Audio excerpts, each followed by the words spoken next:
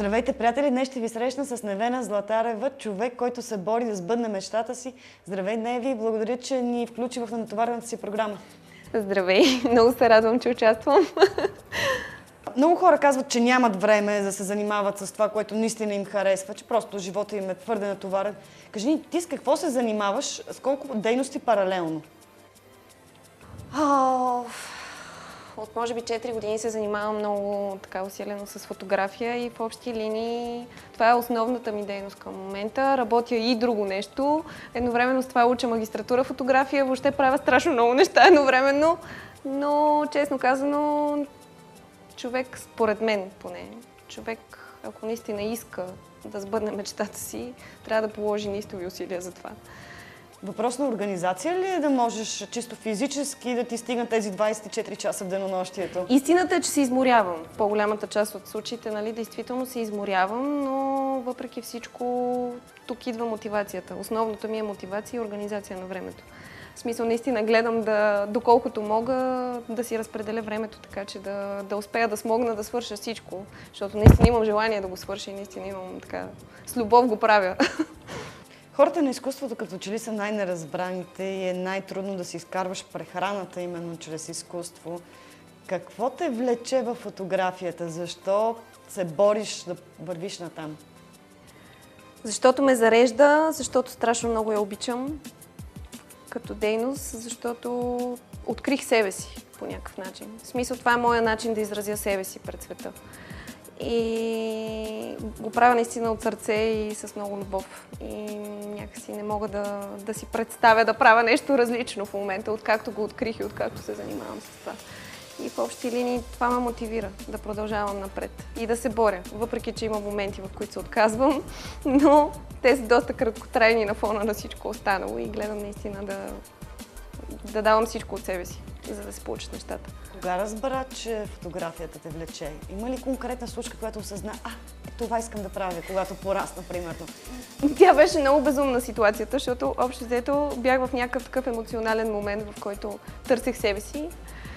И супер случайно ми попадна флаер за курс по фотография. Винаги съм обичала да снимам, нали? Но съм го правила повече с телефон и така нататък. И някакси просто, не знам, от нищото се случи. Излизах от метрото, видях флаера, записах се и оттам тръгна всичко и така. Аз смятам, че няма случайни неща, така че не случайно е абсолютно попаднал този флаер пред теб. Категорично, да. В смисъл, аз изключително много се радвам за това нещо, защото това наистина... В смисъл, аз наистина открих себе си. Ако трябва да съм откровена, открих себе си. И супер много се радвам, че ми се случи. Какви са плюсовете и какви са минусите на тази професия? Плюсовете, че ти доставя такава радост, какви са минусите? Защото много хора работят от 9 до 5, от понеделник до петък, събота и неделя са им свободни, обаче хората на изкуството не са така. Плюсовете за мен са безброй много. Минусите, като минус мога да кажа, че може би това е един труд, който хората в България малко трудничко го оценяват.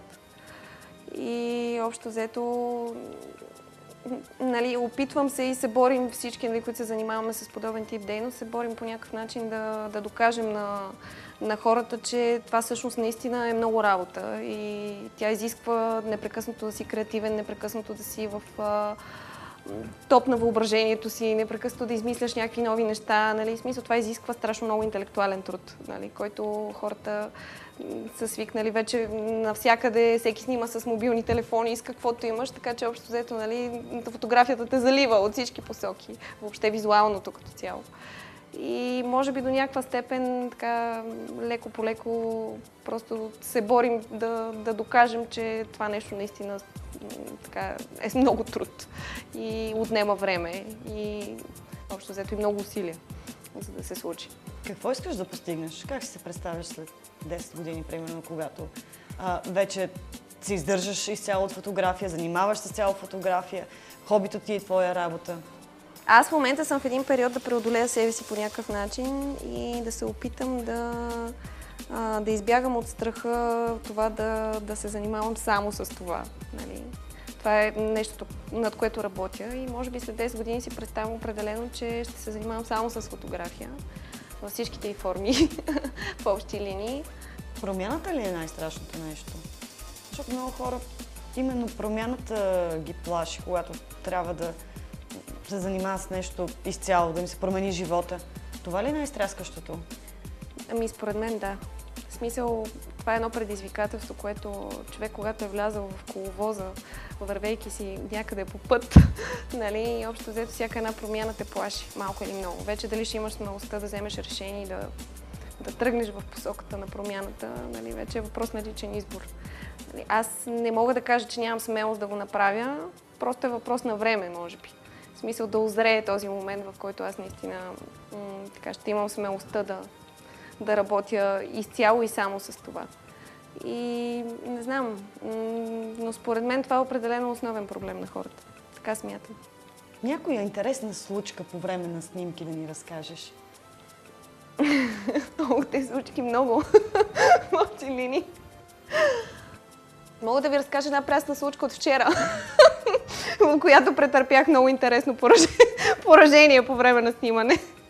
Нали, пропаднах в общи линии. Непрекъснато се случват някакви такива забавни неща, които човек трябва да се викне, че така... В смисъл, трябва да свикне, че това са рисковете на професията и искаш, не искаш в общи линии, ще трябва да се сблъскаш с това. Какво най-много обичаш да снимаш и кое е най-трудното? Аз непрекъснато се опитвам да предизвиквам себе си по някакъв начин. В смисъл такъв, опитвам се да се занимавам с различен тип фотография, нали, за да намеря основния стил, който ми е най-любим. Обичам много стрит да снимам. В смисъл, в общи линии това е едно от нещата, които страшно много обичам. Някакси изследването на хората много ми допада и общо взето документалната част на фотографията страшно много така я аплодирам и харесвам. И ми доставя удоволствие. Нали, когато го правя за себе си. Когато вече го правя основно за хората, нали, когато аз се занимавам, в смисъл общо взето, занимавам с тематични фотосесии, снимам сватби, кръщенета и всякакви такива неща, нали, в смисъл всякакви събития в общи линии, тези щастливите моменти на хората. Така че общо взето не мога да кажа, че едно ми харесва повече, друго ми харесва по-малко. Просто едното го правя за себе си, нали, ако трябва да изляза и да снимам лично за себе си, нали, общо взето някакво емоционално състояние да изкарвам от себе си, нали, го правя обикновено с документално по някакъв начин. Документална фотография. А вече когато го правя за хората и когато заснемам щастливите моменти, нали, тогава вече нещата са малко по-различни в общи линии. Колко често ти се е случвало ли ти се да изразиш някаква емоция чрез някаква фотография и да видиш как други хора се докосват до абсолютно същата емоция? Да установиш, че си успяла да предадеш на хората това, което ти си изпитала? Всъщност това е и едно от предизвикателствата относно последния проект, с който в момента се занимавам. В общи линии това беше и моята основна цел. Дали хората могат да стигнат до моята емоция по някакъв начин, когато им дадеш едни снимки подплатени с текст, нали, и видиш тяхната реакция, дали всъщност всичко това, което правиш по някакъв начин докосва хората. И това беше един много интересен експеримент за мен, честно казано.